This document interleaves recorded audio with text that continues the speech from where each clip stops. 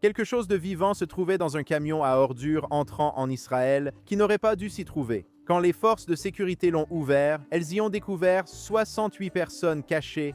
Qui étaient-ils et pourquoi prendre un tel risque? Et si cette tentative d'infiltration a été déjouée, combien ne le sont pas? Regardons cet extrait. Oui, oui, oui, oui. Non. Non, non, non.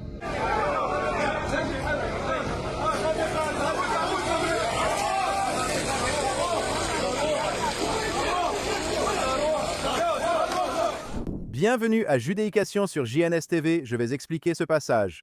Les forces de sécurité au point de contrôle de Cross Samaria ont découvert 68 Arabes de l'AP qui tentaient d'entrer illégalement dans le centre d'Israël en se cachant à l'intérieur d'un camion à ordures. Le conducteur, un habitant de Kafar Qassam dans la trentaine, a été arrêté. Est-ce que ces clandestins cherchèrent du travail? Qui ici prendrait le risque de mettre en danger le bien-être de sa famille? Dieu merci, ils ont été attrapés. Combien ne sont pas attrapés et combien se faufilent chaque jour jusqu'au centre du pays, que ce soit par des brèches dans la barrière de sécurité, en l'escaladant ou en essayant de se faufiler par les points de passage. C'est un problème majeur. Incroyable que les forces de sécurité aient arrêté ce camion. Bien sûr, que s'est-il passé sur les réseaux sociaux? Les détracteurs d'Israël ont affirmé qu'Israël avait entassé ces personnes, ces Arabes, dans un camion à ordures pour les transporter et les gens l'ont cru. Je ne peux pas vous dire combien de fois j'ai vu cette vidéo partagée sur X affirmant que les Juifs forçaient des Arabes à monter dans un camion à ordures. C'est vraiment un monde insensé dans lequel nous vivons, où les gens peuvent inventer n'importe quoi et des idiots utiles y croient, ou bien des antisémites le répandent comme un fait. Je ne suis pas surpris par cela. Passez 10 minutes en ligne et vous verrez la haine des Juifs qui existe. C'est vraiment une réalité insensée de voir jusqu'où les gens sont prêts à aller pour donner une mauvaise image d'Israël et des Juifs. Passons à autre chose. Devinez ce que le chancelier d'Allemagne a fait à l'approche de la journée du souvenir des martyrs et des héros de la Shoah 2026 qui a eu lieu la semaine dernière. Regardez ce tweet. Je suis très préoccupé par la situation dans les territoires palestiniens, dit-il. Lors de mon appel téléphonique avec le Premier ministre Netanyahou, j'ai clairement indiqué qu'il ne devait pas y avoir d'annexion de facto de ce qu'il appelle la Cisjordanie. Ainsi, le jour où nous nous souvenons des 6 millions de Juifs assassinés par les nazis allemands, le dirigeant allemand décide où les Juifs devraient ou ne devraient pas vivre. Intéressant. Je ne dis pas que la chancelière est une nazie. Franchement, je ne sais pas ce qu'il est, mais utiliser l'occasion de la journée du souvenir de l'Holocauste pour décider où les Allemands pensent que les Juifs peuvent ou ne peuvent pas vivre, eh bien, c'est ironique. Le terme le plus juste serait raciste, dire que les Juifs ne peuvent pas vivre en Judée à cause de leur origine ethnique.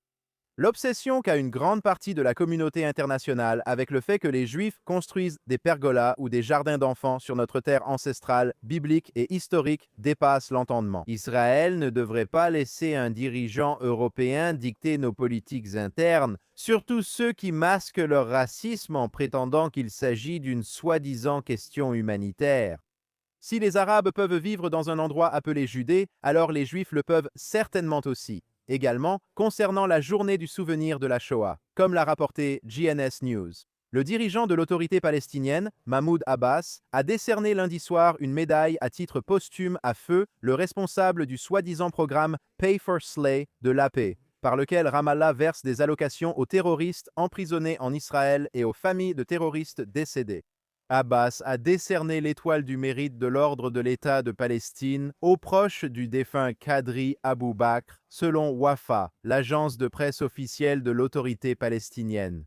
Abou Bakr avait été le directeur de la commission des affaires des prisonniers de l'OLP, financée par l'autorité palestinienne, qui faisait partie du système utilisé par l'autorité palestinienne pour verser de l'argent aux terroristes et à leurs familles, selon l'armée israélienne et le groupe de réflexion Security Forum. L'historien de la Shoah, Raphaël Medoff, directeur de l'Institut David S. Wiman pour les études sur la Shoah, a souligné dans une tribune publiée mardi que la cérémonie a eu lieu au moment même où Israël commençait à observer la journée du souvenir des martyrs et des héros de la Shoah, Yom HaShoah. Elle est commémorée chaque année le 27 du mois hébraïque de Nissan, qui cette année a commencé au coucher du soleil le 13 avril. Il a demandé « Est-ce simplement une coïncidence si Abbas a choisi d'honorer Abou Bakr le jour de la commémoration de la Shoah ?»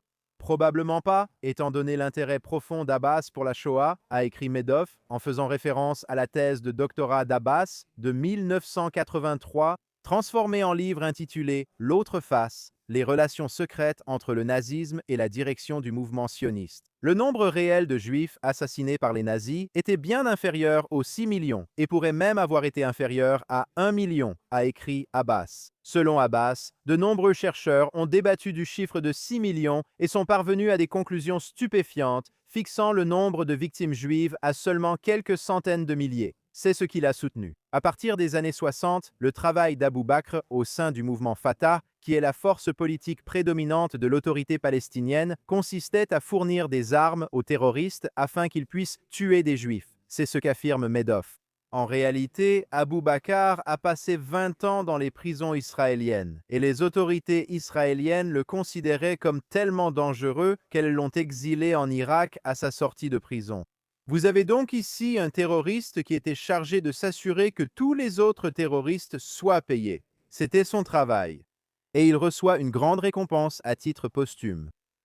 Pourquoi reçoit-il cette récompense? Pour avoir été un terroriste efficace et s'être assuré que les autres terroristes et leurs familles reçoivent leur argent. Et quand tout cela se passe-t-il? Quand reçoit-il cette récompense? Le jour où nous nous souvenons des 6 millions de juifs assassinés par les nazis. En plus, le chef de l'autorité palestinienne est un négationniste bien connu de la Shoah. Regardez comment tout cela s'assemble. Nous avons affaire à ce type de personnes. Ce n'est même pas le Hamas, ce sont nos prétendus partenaires de paix au sein de l'autorité palestinienne. Mais hélas, c'est la réalité que nous avons créée nous-mêmes au début des années 1990 et qu'il faut défaire avant qu'il ne soit trop tard. Pour continuer, le mythe de la violence généralisée des colons est une calomnie sanglante délibérée. Nous évoquons presque chaque semaine la prétendue violence des colons dans l'émission. Il est grand temps que chaque groupe et responsable juif cesse de répandre de tels mensonges dangereux. Ceci, selon Mort Klein, le président national de la ZOA, dans une tribune qu'il a écrite cette semaine dans JNS. Klein affirme que 98% des incidents faisant état de la mort ou de blessure d'un Arabe résultaient d'affrontements avec les forces de sécurité et non avec les soi-disant colons. Les forces de sécurité israéliennes doivent fréquemment arrêter des terroristes arabes en pleine attaque. Des affrontements se produisent également lorsque des terroristes arabes tirent sur les forces de sécurité qui tentent de les arrêter pour avoir planifié ou commis des attaques. Les autorités israéliennes réagissent sévèrement aux moindres signes de violence de ce type. Klein a également évoqué un rapport détaillé de 125 pages publié en avril 2025 par l'organisation Regavim. Celui-ci était intitulé « Faux drapeaux et objectifs réels, la violence des colons, une diffamation du sang moderne ». Le rapport a analysé le Bureau de la coordination des affaires humanitaires de l'ONU, OCHA. Comme on le sait, leur site web recueille des rapports supposés de violence des colons transmis à OCHA par des ONG anti-Israël et des gouvernements étrangers, l'autorité palestinienne et d'autres sources anti-Israël. Une analyse minutieuse a révélé qu'OCHA, l'autorité palestinienne et les ONG anti-Israël qualifiaient les éléments suivants de violence des colons. Vous n'allez pas le croire. Des Arabes blessés ou tués alors qu'ils perpétraient des attaques terroristes contre des Israéliens. Voici ce qu'ils nomment la violence des colons. Des attaques arabes contre des Israéliens sont mal classées comme des attaques israéliennes contre des Arabes. Des visites de Juifs au mont du Temple. C'est vu comme de la violence des colons. Des affrontements avec les forces de sécurité, des touristes visitant des sites archéologiques. Aucune violence, juste la visite d'un site archéologique. Travaux d'infrastructure réalisés légalement par l'État d'Israël. Les accidents de la route sont vus comme des actes de violence des colons. Prétendue intrusion de touristes ou de randonneurs israéliens sans aucun dommage à une propriété ou à une personne. Et la liste continue. Implication dans des affrontements sans indication de qui a initié ou été responsable de l'affrontement présumé. D'autres incidents clairement non violents. Voilà toute la liste. N'importe lequel de ces actes est automatiquement considéré par l'OCHA, cet organisme de l'ONU, comme de la violence des colons. Klein soutient que le rapport de Regavim, qu'il a résumé lors de son témoignage devant la sous-commission des affaires étrangères de la Chambre des représentants sur le Moyen-Orient et l'Afrique du Nord en décembre devrait être lu par quiconque souhaite parler de la violence des colons. Cherchez violence des colons sur Google et vous trouverez sûrement autant de résultats que pour la guerre au Moyen-Orient. C'est une véritable obsession. Comme mentionné, ne croyez pas les chiffres.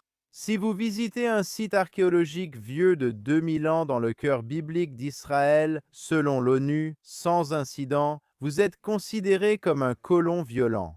Les amis, vous devez creuser plus profondément avant de croire automatiquement à leurs statistiques et à leurs mensonges. Comme par hasard, je n'invente rien. Mercredi dernier, un terroriste arabe a tenté de commettre une attaque au couteau dans la communauté agricole d'Emek Doron, au centre de la Samarie. Selon la police, un civil armé présent sur les lieux a sorti son arme légalement autorisée et a tiré sur l'assaillant, le neutralisant et éliminant la menace. Les rapports signalent que le terroriste est mort plus tard de ses blessures. Devinez ce que c'est par définition? Nous venons d'en parler. Exactement, la violence des colons. Je suis certain que les détracteurs d'Israël sur les réseaux sociaux affirment sûrement qu'un juif a tué un arabe sans préciser qu'il était armé et prévoyait une attaque au couteau de masse. Ça paraît fou, mais dans des histoires comme celle-ci, il dirait sûrement qu'il était en train de déjeuner. Il avait un couteau, peut-être que ça avait un rapport avec son boucher. Je sais que ça paraît insensé, mais je l'ai vu moi-même dans des histoires comme celle-ci où l'on présente le terroriste comme un simple passant innocent qui a été tué par des juifs. J'insiste sur l'importance d'avoir les faits concernant de tels incidents. Voici d'autres incidents survenus la semaine dernière. Des soldats israéliens ont abattu un terroriste dont l'armée affirme qu'il a lancé des pierres sur les troupes lors d'une émeute au nord-ouest de Jérusalem, en Judée et Samarie. C'est ce qu'a déclaré Tsahal jeudi. L'armée a indiqué que les troubles ont éclaté lors d'une opération, lorsqu'un terroriste a lancé des pierres sur les soldats, représentant une menace, et que les troupes ont réagi en ouvrant le feu et en neutralisant l'assaillant. Aucune victime israélienne signalée, Dieu merci. Ajoutez cela bien sûr à la liste des violences des colons. En voici un autre. Selon les FDI, des agents de sécurité ont tué un terroriste arabe armé d'un couteau qui s'était infiltré dans la communauté juive de Negaot en Judée tôt samedi matin. Aucune blessure n'a été signalée. Le suspect a été abattu alors qu'il chargeait un membre de l'équipe de sécurité locale. À la suite de l'incident, des soldats des FDI, dirigés par l'agence de sécurité israélienne, ont opéré dans un village voisin de Negahot, dans le sud des collines d'Hébron, où résidait le terroriste. Les soldats ont mené un raid ciblé dans la résidence du terroriste et ont découvert une arme improvisée ainsi que d'autres équipements militaires. Encore une fois, il y a toutes ces tentatives de mener des attaques terroristes. Dieu merci, toutes ont échoué et aucun Israélien n'a été blessé. Pourtant, il ne fait aucun doute qu'elles seront comptées comme des incidents de violence de colons lorsque les ennemis d'Israël rédigeront leur rapport sur le peuple de Judée et Samarie. Pour continuer, Abou Ali Express sur Telegram dit que de nouveaux détails émergent au sujet de la photo d'un magazine italien qui a déclenché une vague de haine contre Israël sur les réseaux sociaux. Donc, le magazine italien L'Espresso a utilisé une photo pour essayer de prétendre que des soldats religieux de Tsahal maltraitent des Arabes en Judée et Samarie. Il y a aussi une vidéo. Dans un reportage d'Al Arabiya, le sujet de la photo, Miyad Abu Al-Roub, est interviewé. Et elle explique, avec ses propres mots, qu'elle est arrivée à l'endroit de sa propre initiative, dans le cadre d'une manifestation contre les Juifs en Judée. Comme on peut le voir dans la vidéo, il y avait un nombre inhabituellement élevé de journalistes et de photographes sur les lieux, attendant que Miyad leur fournisse le matériel adéquat pour servir l'agenda qu'elle cherchait à promouvoir. En d'autres termes, cela était prémédité. Il faut se rappeler qu'il n'y a eu aucune violence de la part des soldats de Tsahal présents, seulement une photo d'un regard ou d'un coup d'œil. De plus, selon le rapport, l'événement a eu lieu dans la région d'Hébron il y a plus de 6 mois. Abou Ali Express dit qu'il n'est pas clair pourquoi le magazine a choisi de ressortir la photo du photographe italien précisément maintenant, au début du mois d'avril. Et selon le groupe de surveillance des médias Honest Reporting, en réalité, la femme arabe n'a pas été harcelée. C'est elle qui était la harceleuse. La photographie a renversé le récit pour imposer la version que le photographe et le magazine voulaient vous raconter. C'est le nouvel antisémitisme alimenté par les Arabes de l'autorité palestinienne. Donc ici, vous avez une photo d'un juif et de cette femme arabe. Aucune violence, aucun incident, juste un soldat de Tsahal qui s'assure que tout est paisible. Et pourtant, ce magazine italien prend la photo datant de 6 mois et la met en couverture, je crois, en accusant Tsahal de commettre des abus. Tu comprends ça? Ce n'est pas de l'information, ce n'est pas du journalisme, c'est de la propagande. Ce sont des stéréotypes écœurants contre les soldats religieux, contre des personnes qu'ils considèrent comme représentant les soi-disant colons. Ce n'est pas du vrai journalisme. Les représentants du ministère des Affaires étrangères israélien ont dénoncé le magazine, mais le magazine continue malgré tout à utiliser cette photo. Je leur dis, quelle honte. Également cette semaine, Palestinian Media Watch rapporte que, selon l'autorité palestinienne, Israël a conçu un type spécial de rongeur. Je ne plaisante pas, qui attaque spécifiquement les enfants arabes et les personnes malades à Gaza. Non, ce n'est pas une invention de The Onion. L'autorité palestinienne propage des libelles de sang contre Israël et le peuple juif. PMW affirme que les nouveaux rats dans la bande de Gaza sont peut-être une version ultérieure d'autres rats génétiquement modifiés par Israël que l'autorité palestinienne avait révélés en 2008. Ce n'est pas la première fois. Ils disent que ces rats sont conçus pour chasser les Arabes de Jérusalem. À l'époque, PMW avait rapporté les accusations extravagantes de l'autorité palestinienne qui affirmait que ces rats géants étaient immunisés contre le poison, agressifs et plus grands que la normale, qu'ils n'avaient pas peur des chats et pouvaient même les effrayer. Les femelles rats très fertiles donnent naissance à 140 petits par an, soit 4 fois la moyenne normale. Et bien sûr, ces rongeurs sont très sélectifs puisque les habitants juifs de Jérusalem ne sont pas affectés par ces animaux. Les amis, ça ressemble à une blague, mais ce n'en est pas une. Les Israéliens fabriquent ces gros rats. Ils affirment que c'est vrai. Et ces rapports sortent, et les gens croient que c'est ce qu'Israël fait. C'est un plan pour inspirer la prochaine génération de jeunes à détester Israël et à vouloir commettre des attaques terroristes contre les Juifs dans l'État juif. C'est triste. Je veux finir la semaine positivement. Le site The Media Line rapporte que l'Assemblée générale du Tennessee a adopté la résolution de la Chambre 1446, connue sous le nom de Loi de reconnaissance de Judée et Samarie. La Association nationale des législateurs chrétiens a indiqué que la mesure avait été transmise au bureau du gouverneur pour standardiser la terminologie dans les communications du gouvernement de l'État. La législation exige que les agences d'État utilisent le terme Judée et Samarie dans les documents officiels. Les partisans affirment que cette terminologie reflète les liens historiques du peuple juif avec cette terre.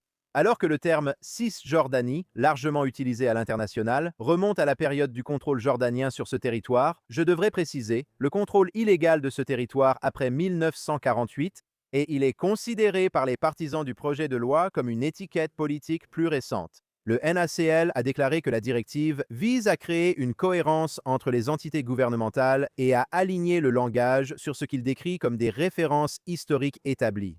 C'est une excellente nouvelle et j'espère que le gouverneur du Tennessee approuvera cela. Si vous vivez dans le Tennessee et regardez cette émission, envoyez un message à votre gouverneur pour l'encourager à approuver cette législation. Le nom est Judée et Samarie. Cisjordanie, ce terme est une tentative de délégitimer les liens anciens des Juifs avec cette région. Beaucoup de gens dans le monde utilisent ce terme. C'est de la propagande pure visant à effacer l'histoire juive dans notre terre biblique ancestrale. Alors, merci au grand peuple du Tennessee et à tous ceux qui sont impliqués. Je sais que beaucoup d'autres États aux États-Unis sont en train d'adopter une législation similaire. Dans cette bataille autour des récits, où la plume peut être plus puissante que l'épée, chaque mot compte. Donc, c'est une excellente nouvelle. Merci de nous avoir rejoints ici sur JNS TV pour un nouvel épisode de Judéication. Je veux remercier les personnes qui travaillent dans l'ombre ici. La productrice Barbara Kanamov, l'ingénieur Aaron Rogalanter à la régie ici, Zach Sickerman, Ryan Lifshitz, le responsable de la station Yuri Svetsky et la monteuse vidéo Olga Senatov. Assurez-vous d'aller sur JNS TV pour tout le contenu incroyable proposé. Abonnez-vous, envoyez-nous un super thanks et bien sûr, rendez-vous sur jns.org pour suivre les dernières actualités d'Israël, du Moyen-Orient et de tout le monde juif.